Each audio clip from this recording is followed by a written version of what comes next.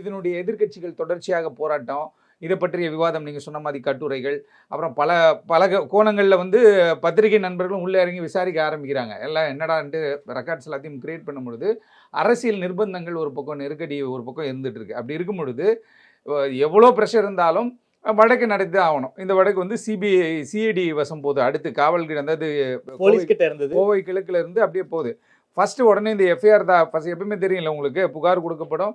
ஏன்னா இந்த புகார் வந்து வேரியஸ் பீப்புள் கொடுக்குறாங்க. 8 புகார்கள், 8 எஃப்ஐஆர். இந்த வழக்கை பொறுத்தவரைக்கும் 8ஐயும் கிளப் பண்ணி தான் இப்போ இன்னைக்கு இந்த விஷயம் வந்து தீர்ப்பு இன்னைக்கு வழங்கப்பட்டிருக்கு. 2019 எஃப்ஐஆர் 25/2/2020 வந்துட்டு முதல் ஹியரிங் வந்தது. எஸ்சி நம்பர் ஒரு நம்பர் ஒதுக்கி அவங்க என்ன பண்ணுறாங்க அப்படின்னு கேட்டால் ஃபஸ்ட் ஹியரிங்கை கொண்டு வந்துடுறாங்க. ஆனால் ஃபஸ்ட் ஹியரிங் வந்து 25/2/2025 ஆரம்பித்து அப்படியே இழுத்துட்டு வந்து 11/11/2021 தான் சார்ஜஸே ஃப்ரேம் பண்ணுறாங்க. அப்போ பாருங்க, அந்த ஒரு வருட காலத்திற்கு மேலே சும்மாவே இழுத்தடிக்கிறது. அந்த டைமில் வேறு உங்களுக்கு லாக்டவுன் பிரச்சனை வேறு ஒன்று இருந்துச்சு.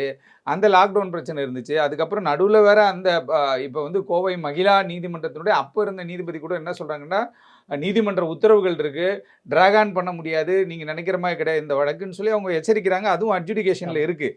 As per the honourable high court direction, நான் கேஸை நான் சீக்கிரம் முடிக்கணும், மரியாதையாக எல்லோரும் வந்து அப்பியர் ஆகணும் அப்படின்றாங்க. ஏன்னா ஒரு சில இடத்துல 1 to 4 அப்பியர் ஆகிறான், ஒரு சில இடத்துல 1 to 3 அப்பியர் ஆகிறான்.